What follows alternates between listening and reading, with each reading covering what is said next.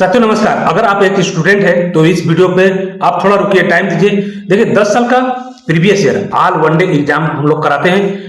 जितना भी one day exams all India में है और स्टेट वाइज है उसका सब इस चैनल पर कराया जाता है। तो आज है प्रीवियस ईयर के सीरीज में मध्य प्रदेश पटवारी का है 2017 का। देखिए अगर आप 10 साल का प्रीवियस ईयर तैयार करके जाते हैं तो पक्का हर एग्जाम को आप क्रैक करेंगे। आइए प्रारंभ करते हैं। भारतीय संविधान का किस अनुच्छेद में पंचायती राज की परिभाषा दी गई है? तो ये ऑप्शन ए सही होगा। अनुच्छेद 243 यानी एक्ट 243 भारतीय संविधान की भाग 9 के तहत अनुच्छेद 243 में पंचायती राज और उनकी परिभाषाओं का उल्लेख दिया गया है। ध्यान रखिएगा बात को। चलते आगे, अगला प्रश्न है। बलवंत राय मेहता समिति ने भारत में कितने स्तरीय पंचायती राज व्यवस्था की सिफारिश की थी? तो ये है ऑप्शन सी सही होगा, त्रिस्तरीय। देखिए वर्ष 1957 में गठित बलवंत राय मेहता समिति ने ग्राम, ब्लॉक और जिला स्तर पर 3 स्तरीय पंचायती राज प्रणाली की सिफारिश की थी। तो ये तीनों कौन सा है? ग्राम है, ब्लॉक है और जिला है। चलते आगे, अगला प्रश्न है। राष्ट्रीय ग्रामीण रोजगार गारंटी योजना अधिनियम नरेगा किस वर्ष पारित किया गया था? तो देखिए ये पारित किया गया था 2005 में। देखिए नरेगा अधिनियम सितंबर 2005 में पारित हुआ था और इसे 2 फरवरी 2006 से लागू किया गया था। ये दोनों डेट याद रखिएगा कि ये अधिनियम जो था सितंबर माह में 2005 में पारित हुआ और इसे लागू कब किया गया? 2 फरवरी 2006 को लागू किया गया, जिसका बाद में नाम बदलकर क्या रख दिया गया है? मनरेगा। चलते आगे, अगला प्रश्न है। विक्टोरिया मेमोरियल भारत के किस शहर में स्थित है? ये स्थित है कोलकाता में। देखिए सफेद संगमरमर से बना विक्टोरिया मेमोरियल पश्चिम बंगाल के कोलकाता शहर में स्थित, जिसे विक्टोरिया रानी की याद में बनाया गया है। चलते आगे, अगला प्रश्न है। मध्य प्रदेश विधानसभा के प्रत्येक अध्यक्ष कौन? तो मध्य प्रदेश विधानसभा के प्रथम अध्यक्ष कौन थे? तो ये ऑप्शन ए सही होगा, कुंजीलाल दुबे।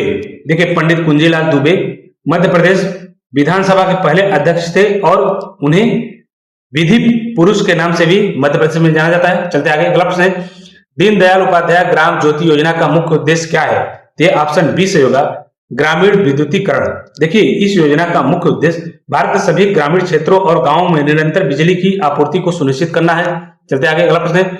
छिंदवाड़ा में कौन सी जनजाति मुख्य रूप से पातालकोट के गहरे क्षेत्रों में निवास करती है? ये ऑप्शन सी होगा, Bharia.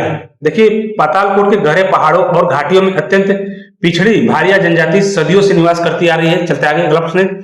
सिगारधी thermal power project Madhya Pradesh के किस जिले में स्थित है? यह है खंडवा जिले में। देखिए संत सिगाजी thermal power plant Madhya Pradesh के खंडवा जिले के मोंदी गांव में स्थित एक प्रमुख कोयला आधारित बिजली संयंत्र है। चलते आगे, अगला प्रश्न है। जय जवान जय किसान का नारा भारत के किस प्रधानमंत्री ने दिया था?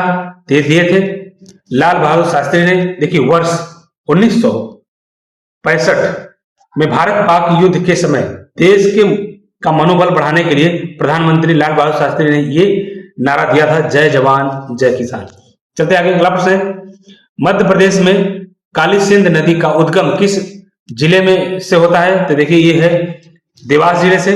काली सिंध नदी का उद्गम देवास जिले के बांगली गांव के पास विंध्याचल पहाड़ी से होता है, ध्यान रखिएगा, और यह चंबल की एक सहायक नदी है। चलते आगे, अगला प्रश्न है।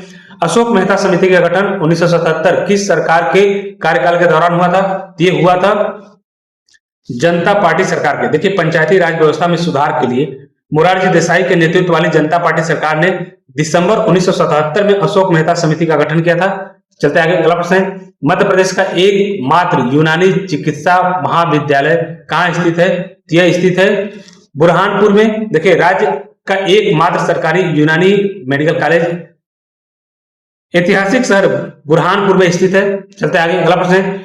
बाढ़ सागर बांध परियोजना किस नदी पर निर्मित की गई है? तो यह किया गया है सोन नदी पर। देखिए बाढ़ सागर बांध शहडोल जिले के देवलौंग नामक स्थान पर सोन नदी पर बना है, जो एमपी, यूपी और बिहार की एक संयुक्त परियोजना है।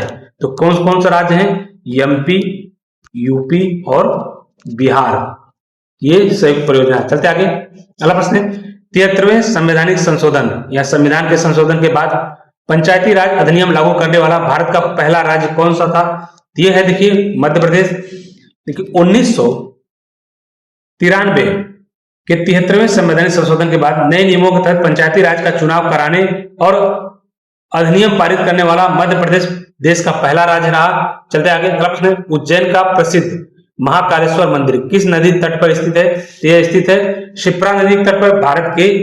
भारत के 12 ज्योतिर्लिंगों में से एक महाकालेश्वर मंदिर पवित्र क्षिप्रा नदी के पूर्वी तट पर बसा हुआ है। चलते आगे, अगला प्रश्न है, भारतीय राष्ट्रीय ध्वज तिरंगा के चक्र में कितनी तिलियां होती हैं? तो ये बहुत आसान सवाल है, ये है 24 तिलियां। देखिए, राष्ट्रीय ध्वज के केंद्र में बने नीले रंग के सारनाथ अशोक चक्र में कुल 24 तिलियां होती हैं, जो निरंतर प्रगति का एक प्रतीक होती है। ध्यान रखिएगा बात को। चलते आगे, अगला प्रश्न, मध्य प्रदेश के किस शहर को संगमरमर की नगरी कहा जाता है?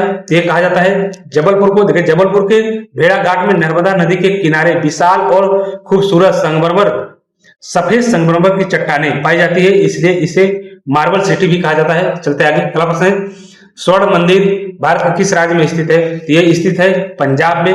देखिए, हर मंदिर साहिब, जिसे स्वर्ण मंदिर भी कहा जाता है, सिख धर्म का सबसे पवित्र स्थल है और यह पंजाब के अमृतसर में स्थित है। चलते आगे, अगला प्रश्न, मध्य प्रदेश के किस जिले में मांडू यानी सिटी ऑफ जाय स्थित है? यह है थार जिला।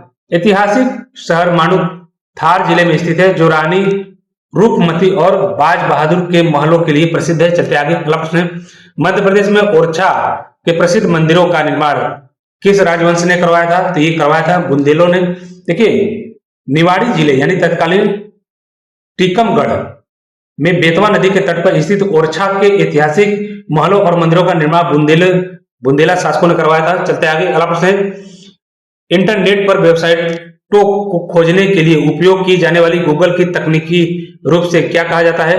तो देखिए, इसको कहा जाता है सर्च इंजन। देखिए, गूगल एक सर्च इंजन है जो वर्ल्ड वाइड वेब पर उपलब्ध सूचनाओं को खोजने का कार्य करता है। चलते आगे, अगला प्रश्न, स्वतंत्र भारत के प्रथम शिक्षा मंत्री कौन थे? ये थे मौलाना अबुल कलाम आजाद। देखिए, मौलाना अबुल कलाम आजाद स्वतंत्र भारत के पहले शिक्षा मंत्री थे और उनके जन्मदिन को ही राष्ट्रीय शिक्षा दिवस के रूप में मनाया जाता है। ध्यान रखिएगा। चलते आगे, अगला प्रश्न, मध्य प्रदेश के किस जिले को गंजाड़ियों का स्वर्ग कहा जाता है, क्योंकि वहां गांजे का सर्वाधिक उत्पादन होता है? तो ये ऑप्शन बी सही होगा, बुरहानपुर। मध्य प्रदेश के बुरहानपुर और खंडवा जिले में गांजे की खेती प्रचुर मात्रा में की जाती है, जिसमें बुरहानपुर ऐतिहासिक रूप से इसके लिए प्रसिद्ध भी है। चलते आगे, अगला प्रश्न है, पंचायत के चुनाव का अंतिम निर्णय निम्नलिखित में से किसके द्वारा किया जाता है? तो ये है राज्य सरकार द्वारा। देखिए, संविधान के अनुसार पंचायतों के गठन और उसके चुनाव कराने की समय सीमा तय करने का अधिकार पूरी तरह से किसका है? राज्य सरकार का है।